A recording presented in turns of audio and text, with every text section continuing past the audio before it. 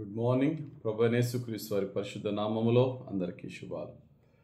ఈరోజు మన అనుదిన ఆత్మీయ ఆహారంగా అపోస్తులైన పౌలు తిమోతి సంఘానికి రాసిన 2వ పత్రిక 4వ అధ్యాయము 2వ వచనాన్ని ధ్యానించుకుందాం. వాక్యమును ప్రకటించుము, సమయమందును అసమయమందును ప్రయాసపడము, సంపూర్ణమైన దీర్ఘశాంతముతో ఉపదేశించుచు ఖండించుము, గద్దించుము, బుద్ధి చెప్పుము. చదవబడిన వాక్యంలో మొదటి లైన్ వాక్యము ప్రకటించుము, సమయమందును అసమయమందును ప్రయాసపడము. దేవుని వాక్యాన్ని ప్రకటించడానికి, దేవుని సేవ చేయటానికి సమయంతో సంబంధం లేదట. సమయమందును అసమయమందును అనే మాట ఇక్కడ పౌలు భక్తుడు ఉపయోగించాడు. ఇక్కడ సమయమందును అసమయమందు అంటే ఏంటి అంటే, ఇంగ్లీష్ బైబిల్లో ఇదే మాటకి అంటారు, whether the time is favourable or not అనే మాట ఉపయోగించాడు. ఒక్కొక్కసారి టైం మనకి అనుకూలంగా ఉండొచ్చు, అనుకూలంగా లేకపోవచ్చు. మనం అనుకున్న టైం అవ్వచ్చు, మనం అనుకున్న టైం కంటే ఎక్కువ అవ్వచ్చు. బుద్ధిగల కన్యలు బుద్ధి లేని కన్యల కంటే ప్రత్యేకత ఎందుకయ్యారు అంటే, పెండ్లి కుమారుడు అనుకున్న టైంలో రాలేదట, ఆలస్యం చేసినప్పటికీ వీరు బుద్ధి కలిగి ఉన్నారట.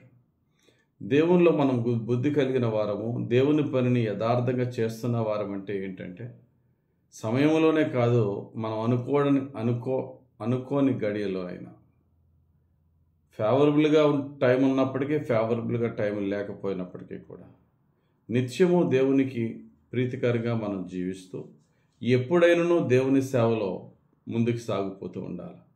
అది కష్టమైన నష్టమైన, రాత్రైనా పగలైనా, మన దేశమైనా వేరే ప్లేస్ అయినా, ఎక్కడైనా సరే, ప్రభువా నీ సేవకు నేను సిద్ధమయ్యా. అది రాత్రని లేదు, పగలని లేదు, ఐఎమ్ ఆల్వేస్ రెడీ.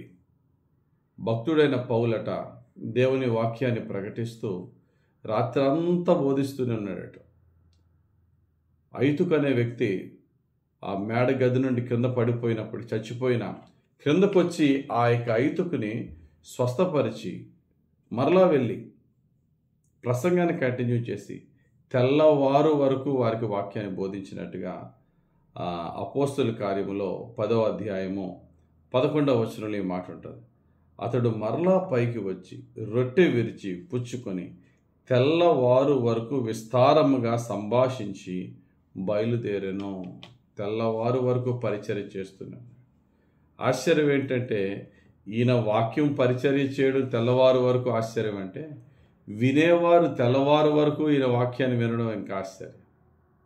ఈ మధ్యలో ఒక వ్యక్తి డెత్ యాక్సిడెంట్ అయినప్పటికీ ఆ వ్యక్తిని స్వస్థపరిచి మరలా వాక్యాన్ని కంటిన్యూ చేయడం, ఏమాత్రము డిస్టర్బ్ అవ్వకుండా, డీవియేట్ అవ్వకుండా. దేవుని వాక్యం పట్ల ఎంత శ్రద్ధ ఉంది, దేవుని పరిచర్య పట్ల ఎంత భారం ఉంది. అందుకనే పౌలు భక్తుడు అంటాడు, నేను సువార్తను ప్రకటించకపోతే నాకు శ్రమ అంటాడు. కొరింథీయులకు రాసిన మొదటి పత్రిక 9వ అధ్యాయం 16వ వచనంలో. భక్తుడైన దావీదు అంటాడు, నేను ఎల్లప్పుడూ యెహోవాను సన్నుతించేదని అంటాడు 34వ కీర్తన మొదటి వచనంలో. దేవుడైన యెహోవా తన యొక్క సేవకుడైన మోషేకు ధర్మశాస్త్రం ఇచ్చినప్పుడు అంటారు, ఈ వాక్యము నీ పిల్లలకి ఎలా చెప్పాలంటే, వారు పండుకున్నప్పుడు, భోజనం చేసినప్పుడు, లేచినప్పుడు, త్రోవలో నడుచున్నప్పుడు. ద్వితీయోపదేశకాండం 6:7. Always preach the word, always. సమయము లేదు, అసమయము లేదు. మనం అలా జీవిస్తున్నామా? దేవుని సేవలో అలా ప్రయాసపడుతున్నామా? మనకు అనుకూలంగా ఉన్నప్పుడు, ఫేవరబుల్గా ఉన్నప్పుడు చేస్తున్నామా? కాబట్టి ఈ వాక్యాలు మనల్ని మేలుకొలిపితే అందరం మేలుకొని, ప్రభువా నీ పనికి సమయంతో సంబంధం లేదయ్యా, ప్లేస్తో సంబంధం లేదయ్యా, ఎప్పుడైనా నన్ను వాడుకో ప్రభువా. నిత్యము నీకు ప్రీతికరంగా నేను జీవించే భాగ్యం దయచేయి ప్రభువా. నీవు ఎప్పుడూ నన్ను దర్శించినా నేను సిద్ధంగా ఉండగలిగే రక్షణ బ్రతుకు, పరిశుద్ధ జీవితం నాకు ఇవి ప్రభు దేవుడు అడుగుదాం. దేవుడు అట్టి సిద్ధపాటు, అట్టి ప్రయాస, అట్టి పనిని, అట్టి ఫలాన్ని పరిశుద్ధాత్ముడు మనకు అనుగ్రహించి మనల్ని దీవించును గాక. ఆమేన్. ప్రార్థన చేసుకుందాం.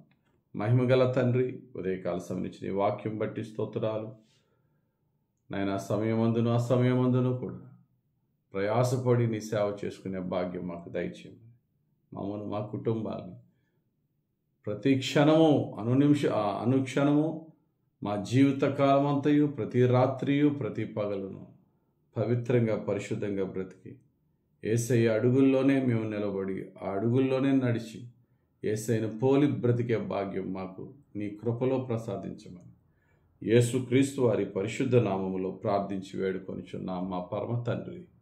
ఆమె. తండ్రి యొక్కయు కుమారుని యొక్కయు పరిశుద్ధాత్మ దేవుని అభిషేకం హెచ్చుగా మనపై దిగి వచ్చి ఇప్పుడు మన చివరి శ్వాస వరకు పరిశుద్ధాత్ముడు యేసయ్య మార్గములో మనల్ని నడిపించును గాక. ఆమె. God bless you. Have a very blessed day.